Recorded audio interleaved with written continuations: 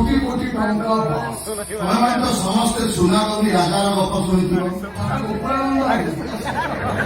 ঈশ্বর গোটে বড় লাগি এই ঈশ্বর মতে এମିତି ଗୋଟେ ବର ଦିଅ ମୁଁ ଯାହାକୁ ସ୍ପର୍ଶ କରିବି ଯେମିତି ସବୁ ସୁନା ହେଇଯାଏ ଆଉ ବର ପାଇଲା ମାନେ ପ୍ରଥମେ ଫୁଲ ବଗିଚାକୁ ସ୍ପର୍ଶ କରେ ଆଉ ତା ହାତର ସ୍ପର୍ଶ ଲାଗି ଏ ଫୁଲ ବଗିଚା ସୁନାର ବଗିଚା ପାଲଟି ଯାଇଥିଲା ଅତି ସ୍ନେହ କରୁଥିବା ତା ଝିଅକୁ ଛୁଇଁଲା ବେଳେ ତା ଝିଅ ବି ସୁନା ହେଇଯାଇଥିଲା ଶୋଷ ବିକଳରେ ମାଠିଆକୁ ସ୍ପର୍ଶ କଲା ବେଳେ ସେ ମାଠିଆ ବି ସୁନାର ମାଠିଆ ପାଲଟି ଯାଇଥିଲା ଆମେ ଗପରୁ କଣ ଶିଖିଲେ ମଣିଷ ବଞ୍ଚିବା ପାଇଁ ସୁନା ନୁହଁ